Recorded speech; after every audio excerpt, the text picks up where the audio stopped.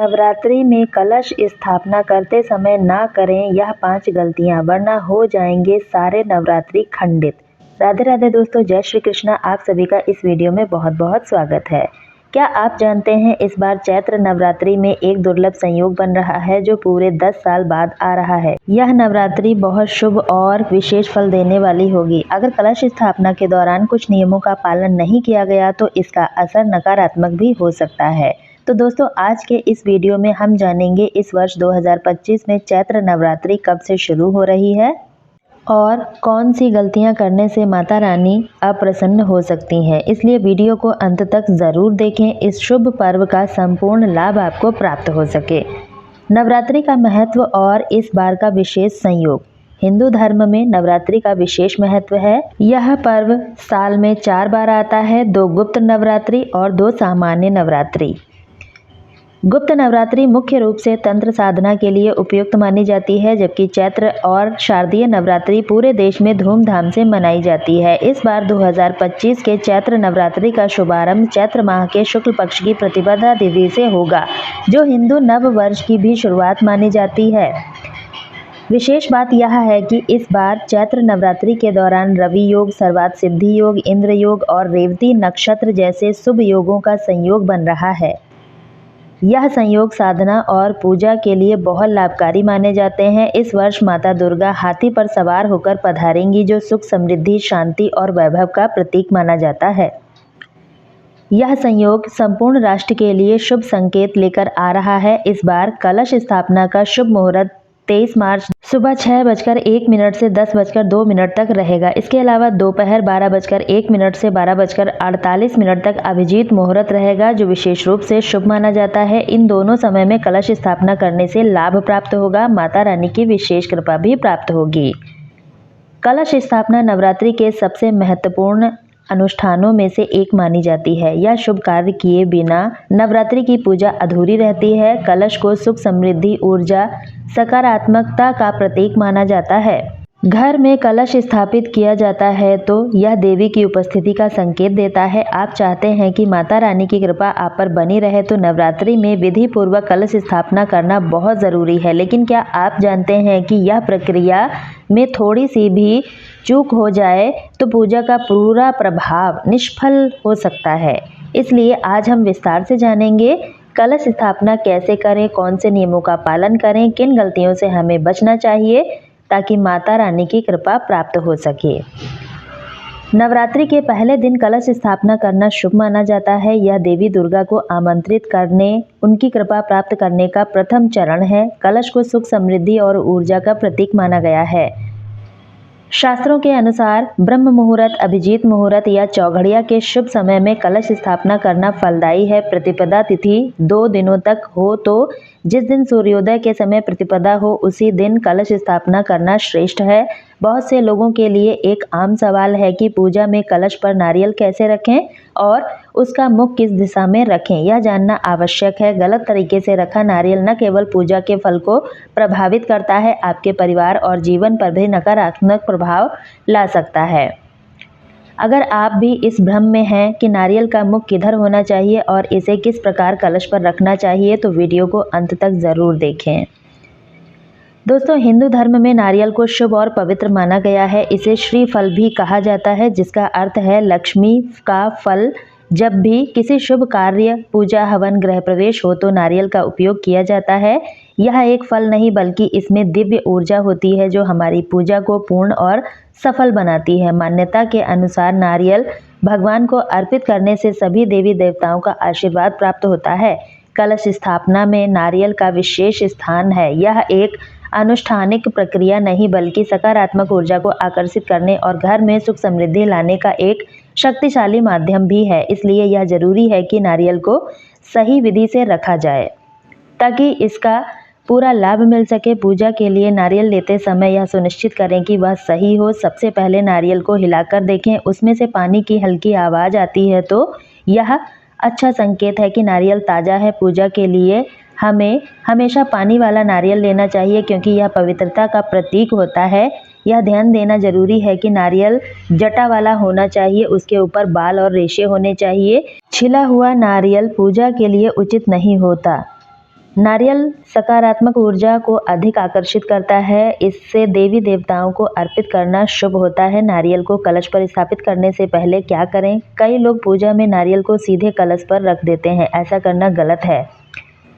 नारियल को सीधा रखने से पूजा का प्रभाव कम हो जाता है और आध्यात्मिक रूप से अधूरा माना जाता है। नारियल को कलश पर स्थापित करने से पहले उसे पवित्र जरूर करना चाहिए। जब भी आप नारियल को कलश पर रखें तो उसे पहले एक पवित्र वस्त्र में लपेट नारियल पर लाल या पीला रंग का कपड़ा बांध दें। उसे कलावा से लपेटना भी शुभ माना जाता है। अगर कलावा बांध रहे हैं तो इसे 5 या 7 बार घुमाएं। यह संख्याएं आध्यात्मिक दृष्टि से शुभ हैं। सबसे महत्वपूर्ण सवाल आता है कि नारियल को कलश पर कैसे रखें, उसका मुख किस दिशा में होना चाहिए। नारियल के 2 प्रमुख हिस्से होते हैं। नंबर 1 नुकीला हिस्सा, वह हिस्सा जो नारियल के ऊपरी भाग में नुकीला दिखाई देता है।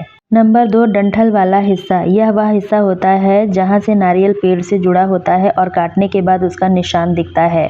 जब हम नारियल को कलश पर स्थापित करते हैं तो नुकीला हिस्सा हमेशा नीचे की ओर कलश के जल में डूबा हुआ होना चाहिए, जबकि डंठल वाला हिस्सा ऊपर की ओर होना चाहिए। यह विधि धार्मिक शास्त्रों के अनुसार सबसे सही मानी जाती है।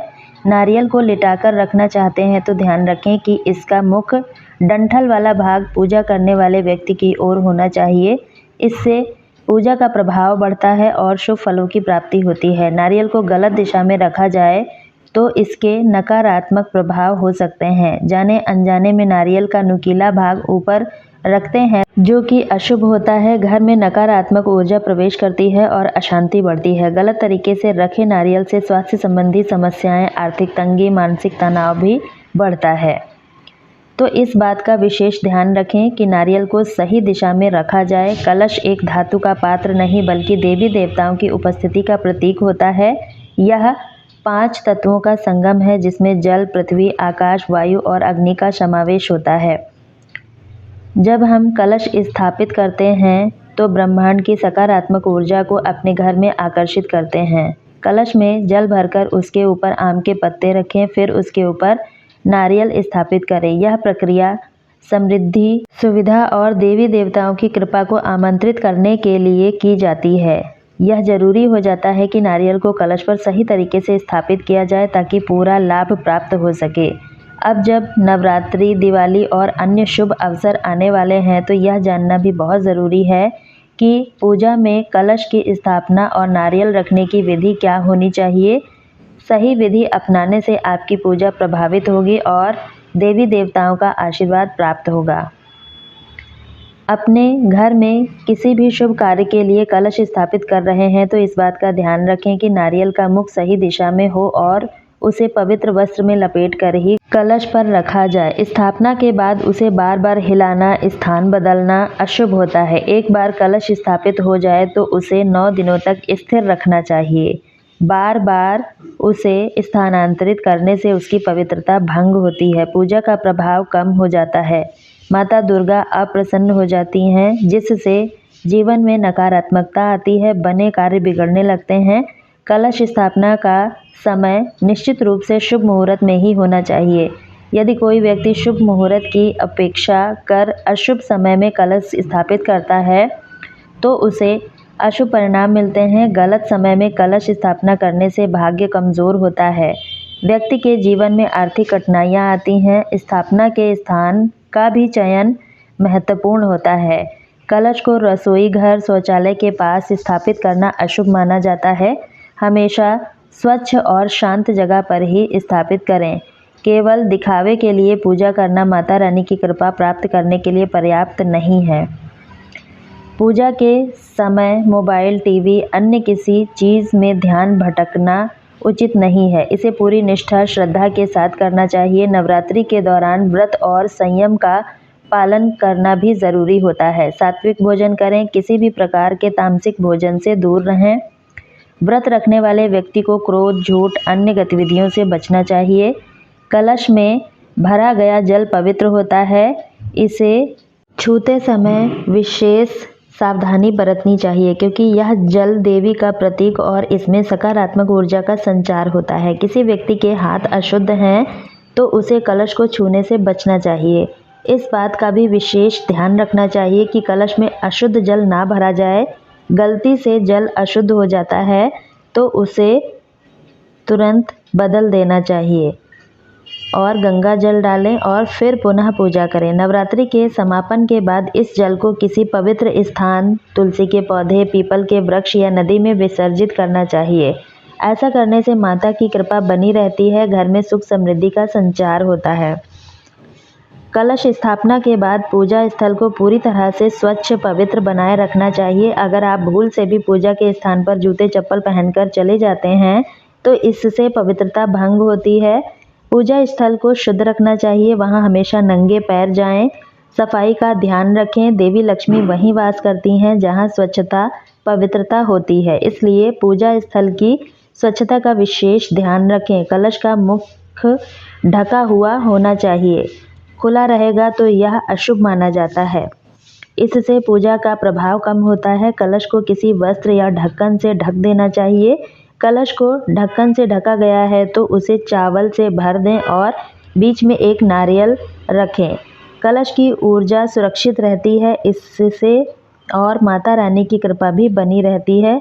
यदि कलश खुला छोड़ दिया जाए तो इससे नकारात्मक ऊर्जा का संचार होता है और पूजा का फल भी नहीं प्राप्त होता। अगर आप भी चाहते हैं कि माता रानी का आशीर्वाद आप पर बना रहे तो इस वीडियो को एक लाइक करके चैनल को सब्सक्राइब करें और ज़्यादा से ज़्यादा शेयर करें अपने दोस्तों में, ताकि उनको भी यह जानकारी मिल सके। और कमेंट बॉक्स में जय माता लक्ष्मी ज़रूर लिखें। आप इस वीडियो को कहाँ से देख रहे हैं कमेंट बॉक्स में ज़रूर बताएं, ताकि हमें भी पता चल सके हमारी वीडियो कहाँ से देखी जा रही है। वीडियो में अंत तक बने रहने के लिए आप सभी का बहुत बहुत धन्यवाद। मिलते हैं नेक्स्ट वीडियो में, तब तक के लिए बाय।